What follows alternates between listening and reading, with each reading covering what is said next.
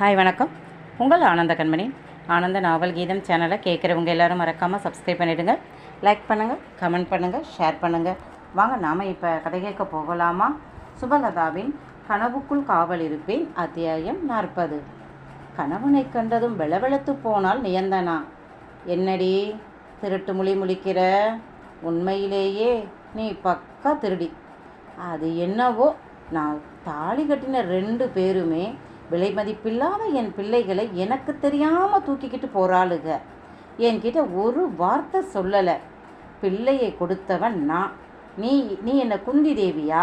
புருஷன் இல்லாமல் புள்ள பெற்றுக்க? என்ன தைரியம் இருந்தால் என் பிள்ளையை 3 மாதம் கருவிலேயே அந்த ஓட்ட தையல் மிஷினில் மிதித்து என் பிள்ளையை கஷ்டப்படுத்தினதும் இல்லாமல் என் பிள்ளையை என்னால் வாயால் சொல்லக்கூட முடியலடி. ஆனால் நீ ஹாஸ்பிட்டல் வரைக்கும் வந்துட்ட. நீங்கள்லாம் ஒரு பெரிய மனுஷியா? உங்கள் பொண்ணு சொன்னால் யோசிக்க மாட்டீங்களா?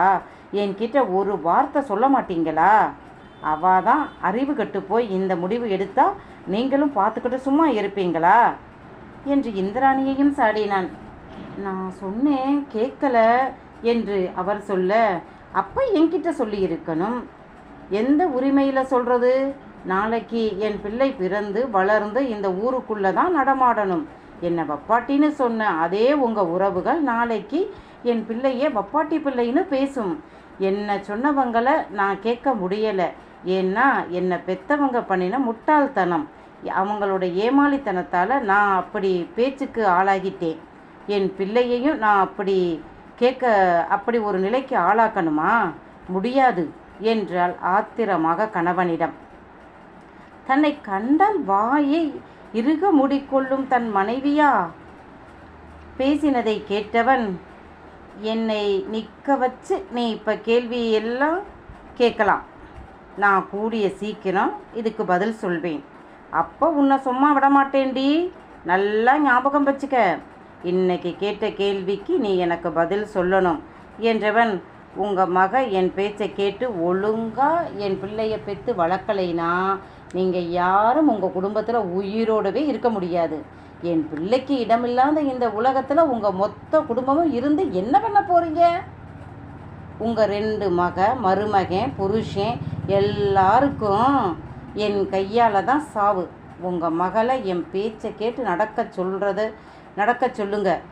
நான் சொல்கிறத செய்ய சொல்லுங்க என்றவன் ஃபோனை எடுத்து கொண்டு போய் ஏதோ பேசியவன், சாரிம்மா பவானி, நான் உன்னைத்தான் எல்லாத்துக்கும் தொந்தரவு பண்ண வேண்டியதாக இருக்குது. எனக்கு யார் மேலேயுமே நம்பிக்கை இல்லை. கட்டின பொண்டாட்டியே இப்படி இருக்கிறா, வேற யாரை நான் நம்புறது என்றான். அண்ணா, முதல்ல தனாவை டாக்டரிடம் காட்டணும், நான் கூட்டிகிட்டு போகிறேன் என்று சொல்ல, வாங்க என்று தன் ஜீப்பிற்கு போக, அதுவரை அவன் பேசினதை கேட்டு அதிர்ந்து நின்றதனா, என்ன மிரட்டுறீங்களா என்று கேட்க, இப்போ தான் உனக்கு அதுவே புரியுதா? சரி விடு, போய் தஸ்வின் அவள் அப்பா சரக்கு வாங்க மதுரைக்கு போயிருக்காரு. இப்போ அவருக்கு ஒரு காலை ஒடிச்சு அனுப்ப சொல்லு என்றதும், ஐயோ வேண்டாம் அப்பா. என்னமோ இப்போவே அவருக்கு கால் ஒடிந்த மாதிரி இவள் அழுக, ஏய் வாயை மூடுடி என்று அவன் அதட்ட, தன் வாயை சின்ன பெண் போல அவள் கைகளால் பொத்தி கொள்ள, இந்த பயம் இருக்கணும் என்றவனை, அண்ணா இனிமேல் அன்னை ஜீப்பில் ஏற முடியாது, கார் தான் நல்லது என்று பவானி சொல்ல, அப்படியா, சரி விடு, நாளைக்கு ஒரு கார் புக் பண்ணிடுறேன் என்றவன் ஜீப் சாவியை தம்பியிடம் கொடுத்துவிட்டு இண்டிகா காரை அவன் ஓட்டினான். முன்புற கதவை திறந்து, ஏறு அண்ணி என்றாள் பவானி. நியந்தனா முன்புறம் கணவனின் அருகில் இருக்க, வாங்கத்தை என்று பின்புறம் பவானியும் இந்திராவும் அமர்ந்து கொள்ள, இவர்கள் போய் இறங்கியதும் அந்த பிரைவேட் மருத்துவமனையின் உள்ளே டாக்டரை பார்க்க சென்று அனைத்து டெஸ்ட்டுகளும் ஸ்கேனும் எடுத்து டாக்டர் பார்த்துவிட்டு, குழந்தை ரொம்ப ஆரோக்கியமாக இருக்குது, எந்த பிரச்சனையும் இல்லை, இவங்க தான் கொஞ்சம் வீக்காக அனிமிக்காக இருக்காங்க, நல்ல சத்தானதாக கொடுத்து சாப்பிட வையுங்க, இந்த மருந்து மாத்திரையை சாப்பிடட்டும், அடுத்த மாதம் கூட்டிகிட்டு வாங்க என்றார்.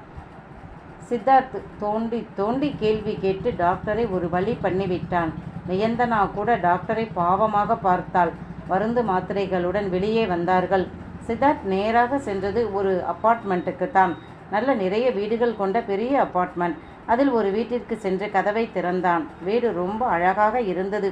2 பெட்ரூம் கொண்ட லக்ஸுரியான வீடு. பவானி, சாப்பாடு ஆர்டர் பண்ணி இருக்கேன், வந்துடும், சாப்பிடுங்க. இந்தா ஜூஸ் போட்டு கொடு அவளுக்கு. நாளையில் இருந்து சமைக்க வீட்டு வேலைக்கு எல்லாத்துக்கும் ஆள் வந்துடும் என்றவன், நீங்கள் எப்போ வேணும்னாலும் உங்கள் மகளை பார்க்க வரலாம், தங்கலாம். ஆனால் உங்கள் மகள் இந்த வீட்டை விட்டு நான் இல்லாமல் வெளியே நகரக்கூட கூடாது என்றான். சரி என்று தலையாட்டினார் இந்திரா. பவானி, இன்னைக்கு சாயந்தரம் உன் அன்னைக்கு தேவையானது, வீட்டுக்கு தேவையானது எல்லாம் வாங்கணும். இன்னைக்கு நைட் நீ இங்கேயே இரு. நான் பாவனாவுக்கு ஃபோன் பண்ணி பிள்ளைகளை இன்னைக்கு இங்கே வர வேண்டாம், நாளைக்கு வரட்டும்னு சொல்கிறேன் என்றான். பிறகு அவன் போய்விட நியந்தனா ஹாலில் கிடந்த சோஃபாவில் அமர்ந்தாள். பவானி ஜூஸ் போட போக இந்திரா மகளிடம், தனா கொஞ்சம் பொறுமையாக இரு, எங்கே முட்டாள்தனத்தால் இப்படி ஒரு வாழ்க்கையில் மாட்டிக்கிட்ட. நடந்த எதையும் இனி மாற்ற முடியாது. இப்போ நீ நிம்மதியாக இரு, இந்த நிலை மாறலாம். அப்படித்தானே உன் புருஷன் சொல்கிறாரு, நம்புவோம் என்றார். தனா பதிலே பேசலை. ஜூஸ் கொண்டு வந்து பவானி தரவும் வாங்கி குடித்தவள், அண்ணே உங்களுக்கு என்றாள். எனக்கும் அத்தைக்கும் இதோ என்று கொடுத்தாள். இது யாரோட வீடு என்று இந்திரா கேட்க, அண்ணனோட வீடு தான். அண்ணா அப்பார்ட்மெண்ட் கட்டி விற்கிறாங்க. இது இப்போ புதுசாக கட்டினது. எல்லா வீடும் வித்துருச்சு. இந்த வீடு அண்ணன் கெஸ்ட் ஹவுஸ் மாதிரி வச்சிருக்கு போல என்றாள். நீங்களே சொல்லுங்க, ஊருக்கு தெரியாமல் வெளியூரில் இப்படி தனி வீடு எடுத்து தங்க வச்சா அவங்க சொன்ன மாதிரி நான் வப்பாட்டி தானே. மூத்ததாரம் சொந்த வீட்டில் இருக்கும்போது நான் இப்படி இருந்தால் ஊர் என்ன சொல்லும் என்று நியந்தனா சொல்ல, எப்பவும் நான் சொல்கிறேன், அண்ணி என்னோட அண்ணி நீதான், அண்ணனோட மனைவி கூடிய சீக்கிரம் இது நீயும் புரிஞ்சுக்குவ. இப்போ நீயும் குழம்பி அண்ணனை கோபப்படுத்தாத. அவர் சொன்னது மட்டும் உண்மை. அவருக்கு பொண்டாட்டிகளால் தான் எப்பவுமே பிரச்சனை, அவமானம், அசிங்கம் எல்லாம். நீ கொஞ்சம் பொறுமையாக இரேன் என்றாள் பவானி. நானும் அதைத்தாமா சொல்கிறேன். இவ கேட்டா தானே.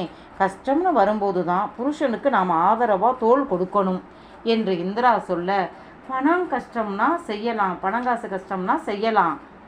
இந்த மாதிரி பிரச்சனைக்கு எந்த பொண்டாட்டியும் சப்போர்ட் பண்ண மாட்டாள் என்றாள் தனா. அப்போதுதான் தனாவின் உண்மையான குணத்தை புரிந்து கொண்டாள் பவானி. பாவம், இவளை சமாதானப்படுத்த அண்ணன் ரொம்ப கஷ்டப்படணும் என்று நினைத்தாள். மாலை நேரம் இந்திரா வீட்டிற்கு போய்விட்டார். இரவு சாப்பாடு வரவும் சாப்பிடாமல் இருந்தாள். அந்த வீட்டில் அவள் மட்டுமே அப்போது இருந்தாள். சித்தார்த்து சொன்னபடி தங்கையுடன் சென்று எல்லாம் வாங்கி வந்து வீட்டில் அரேஞ்ச் பண்ணி விட்டான். என்ன தனா, நீ இன்னும் சாப்பிடலையா என்று பவானி கேட்க, இல்லை என்றாள். நான் பார்த்துக்கிறேன், நீ போய் தூங்கு என்றான் சித்தார்த். அவன் குளித்து உடைமாற்றி வந்தவன் தட்டில் சாப்பாட்டை எடுத்து வைத்து கொண்டு போய் மனைவியிடம் கொடுத்தான். அவள் வேண்டாம் என்று சொல்லும் முன் ஒரு வாய் நிறைய அடைத்து விட்டான். எனக்கு ஊட்டவெல்லாம் தெரியாதுடி, இப்படி தான் சிமெண்டை குழச்சி அப்புறம் மாதிரி அப்புவேன். உனக்கு இஷ்டம்னா எனக்கு ஓகே என்றான். எனக்கும் ஓகே தான் என்றாள். மறு பேச்சின்றி அவள் தட்டை வாங்கி சாப்பிட்டாள். இதுதான் நல்ல பிள்ளைக்கு அழகு என்றவன் கை கழுவி வந்தவளிடம், இதோ இந்த 2 பெட்டி நிறைய உனக்கு ட்ரெஸ் இருக்கு, போட்டுக்க, இப்போ இந்த நைட்டியை போடு என்று எடுத்து கொடுத்தான். அவளும் வாங்கியவள் அவனை பார்க்க, என்னடி, நான் ட்ரெஸ் மாற்றணும். மாற்று அவள் முறைக்க, நான் உன்னை பார்த்ததே இல்லையாக்கும், ரொம்ப பிக்கப் பண்ணாத, 4 மாதம் காஞ்சி போய்தான் கிடக்கேன், அதுக்காக உன்கிட்ட இப்போ வரமாட்டேன், வர்ற நேரம் வரும்போது உன்னை அலற வைக்கல என்று சொன்னான். அவள் தலையில் அடித்து கொண்டு உடை மாற்றி கட்டிலில் படுக்க காத்திருந்தவன் போல் அவள் வயிற்றை தொட்டு தடவி கொஞ்சி, பட்டுக்குட்டி, அப்பாவுக்கு எந்த சந்தோஷமுமே இதுவரை நிலைச்சது இல்லடா, இப்போ கூட நீயும் நானும் இப்படி பேசிக்குவோம்னு நான் நினச்சி கூட பார்க்கல. உன் அம்மா நம்மளை பிரிக்க பார்த்தாடா, அது அவளுக்கு புரியலை. நான் அவளை உன்கிட்ட இருந்து பிரிச்சிடுவேன்னு சொல்கிறா. எல்லாரும் என்னத்தான் விட்டுட்டு போவாங்க, நான் யாரையும் பிரிக்கிறதில்லடா. ஏன் உன் அம்மாவும் என்னை விட்டுட்டு தான் போனா. தனிமையும் கஷ்டமும் எனக்கு பழக்கம்தாண்டா. 5 வயசுல இருந்து இந்த தனிமை தானே என் கூட நிரந்தரமாக இருக்கு என்றவன் அந்த வயிற்றில் முத்தமிட்டான். உடல் சிலிர்த்து அடங்கியது அவளுக்கு. உனக்கு கொடுக்கலடி, என் பிள்ளைக்கு தான் கொடுத்தேன் என்றான். ஆனால் 4 மாதத்திற்கு பிறகு கணவன் தன்னை தொடுகிறான். அவள் உடல் நடுங்கியது. லேசான ஒரு பயமும் பதட்டமும் தொற்றிக்கொள்ள, ஏய் சும்மா இருடி, எதுக்கு இப்படி உடம்பு நடுங்குது? இவா ஒருத்தி, நான் தொட்டாலே மயங்கிடுவா, ஆனால் பேச்ச பாரு என்று தனக்குள் முனகியவன் அவளை இழுத்து தன் நெஞ்சில் சாய்த்து கொண்டு தட்டி கொடுத்தான். சற்று நேரத்தில் கூடு வந்த பறவையாய் 4 மாதத்திற்கு பிறகு அவன் வாசனை அவளுக்கும் அவள் வாசனை அவனுக்கும் நிம்மதியை கொடுக்க தூங்கி போனாள். இருவரும் வீட்டில் அன்று இரவு சமையல். பெரிய விருந்து சாப்பிட வந்த அரண்யா, என்ன விசேஷம் என்று கன்யாவிடம் கேட்க, எனக்கும் தெரியல என்றவள் மாமியாரை பார்க்க, தெரியலடி, ஆனால் உன் புருஷனும் என் புருஷனும் தான் எல்லாம் ஏற்பாடு பண்ணினாங்க என்றார் கல்யாணி.